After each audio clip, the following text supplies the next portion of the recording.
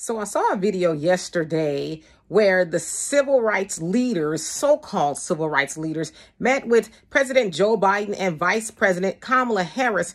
And I guess they wanted to discuss the events that happened in Jacksonville, Florida, a couple of days ago, where white supremacists went into a Dollar General and shot 3 black people while letting white people go.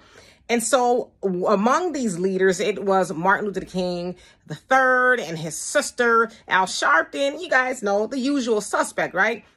Kamala and I wanted to convene this incredible group of civil rights leaders for a simple reason. To thank them and to tell them what they tell us. We know we got a lot more work to do. And as I've said to the country, we can't let hate prevail. And it's on the rise. It's not diminishing. At times, silence is complicity. We're not going to remain silent.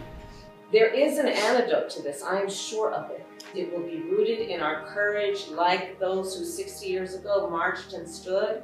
There is an opportunity in front of us to embark on the next era of who we are as a country in the midst of these full-on and intentional attacks. Joe Biden says, he basically wants to meet to see what can be done, right? And then Kamala says, well, I'm sure there's an antidote out there. We just need to find out what it is. And it's like, don't play stupid.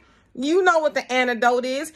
Give black people a hate crime bill like you gave the Asians, right? Now, will that totally deter white supremacists from harming us? No, but at least they'll be held responsible for specifically harming us, right?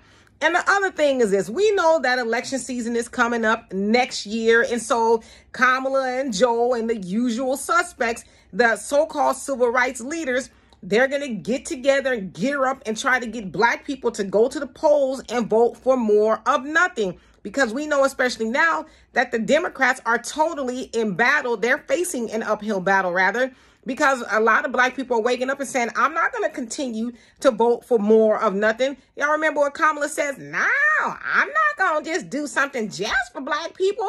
Well, black people are saying the same thing. We're not going to just continue to keep voting for more of nothing. So I'm telling y'all, beware of these tactics and that they keep talking about the civil rights leaders. But ask yourselves this, where have they led us? Have they led us anywhere productive? Have they led us anywhere to any results where we as black people can say that we are not going to be a permanent underclass?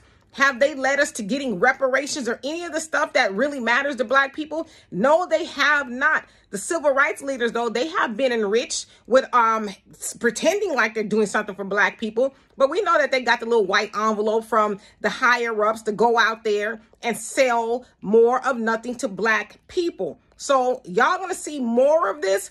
Just beware, because they're going to try to be tricky and slick and, tell us democracy's in danger and all the usual talking points. But black people, we don't have a say-so of what goes on in America, because that's democracy, right? Where everybody has a say-so. Black people ain't never had a say-so, and we're not going to have a say-so after 2024, after the election is over. We're going to be back in the same spot, being used by the Democrats until they need us again. So if Kamala and them want us to help them, because this is what this is ultimately about, they don't care about black people being murdered.